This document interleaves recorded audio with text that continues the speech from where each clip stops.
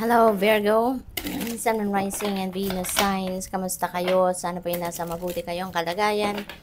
Welcome back po sa Star Tarot. At kung bago kayo rito, welcome din po kayo. Please subscribe, like, share my videos, and leave me a comment kung nakaresonate po kayo. Thank you.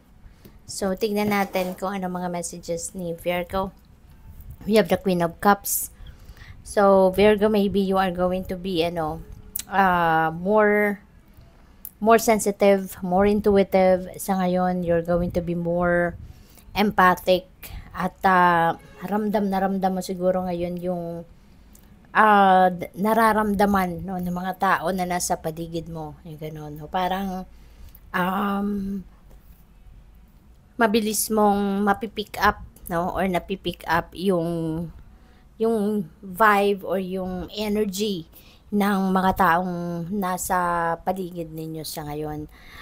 Your psychic abilities also will be on point, will be excuse me po, will be heightened no around this time.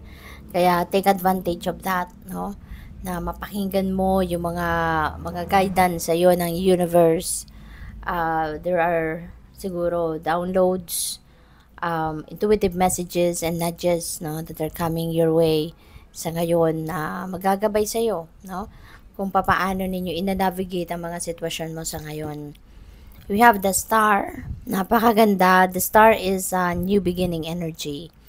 You know, at sa pagsisimula mo ng bagong ganap sa buhay, bagong chapter in some areas of life, bit mo dito yung bagong pag-asa. Bit mo dito yung optimism. Bit mo dito yung inspirasyon, ano, na magpatuloy sa buhay ng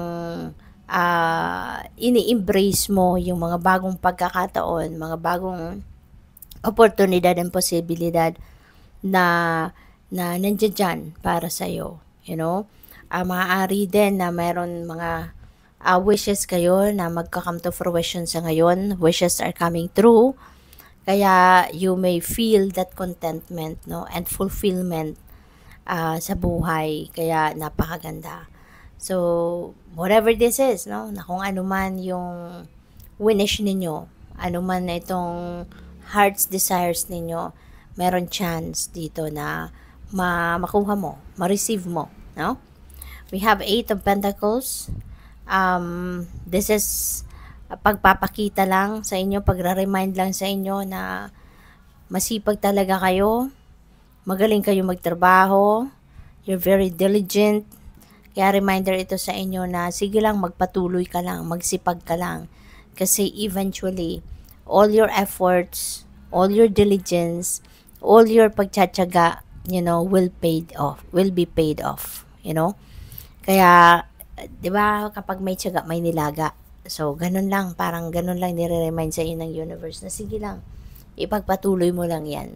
Kasi one day soon, you know, you will reap the rewards of your hard work. Magkakaroon ka din ng financial reward, no? Lahat ng ito na ginagawa mo, you know, will be financially rewarded. Kaya napakaganda. So, maaari din ng iba sa inyo rito is siguro baka gustong mag-aral muli or patuloy kayong nag-aaral, patuloy kayong nagre-research, patuloy kayong nag-gather ng knowledge, additional knowledge, you know, because maybe gusto mo na lagi kang may bagong putahing ihahain, kumbaga, no, sa inyong trabaho. So, maybe ang iba sa inyo also is going to change career path, no? Pwedeng may ganong ganap. So, your angels are guiding and protecting you on your spiritual journey. Napakaganda. Thank you, angels, diba?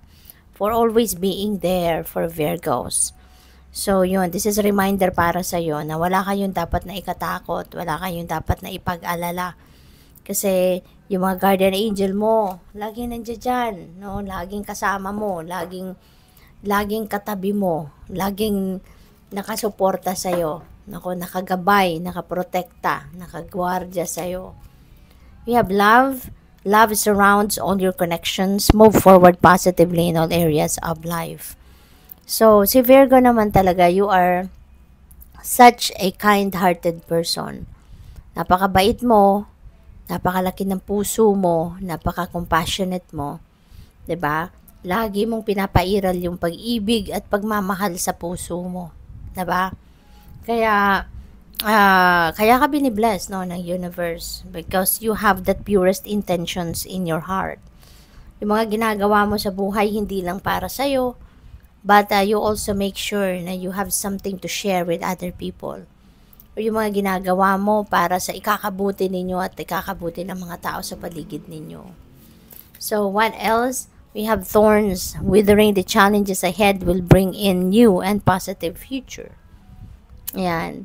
So it feels like to me, no, na karamihan sa inyo, Virgo, hindi kayo sumusuko sa problema. No? Talagang hinaharap ninyo ito squarely. At marami na kayong natutunan no, sa buhay in the past. You have gained a lot of lessons already. You have gained a lot of wisdom in your life already sa mga pangyayari sa buhay mo. No? Kaya ano na kayo, napakalakas ng inyong loob, wala kayong kinakatakutan, wala kayong inuurungang problema. 'Di ba? Kaya ano na kayo, seasoned in life na kayo in terms of life experiences. Wala nang problema na hindi ninyo kayang lusutan or hindi kayang solusyonan. So, good luck po. Thank you for watching. Love and light. Namaste.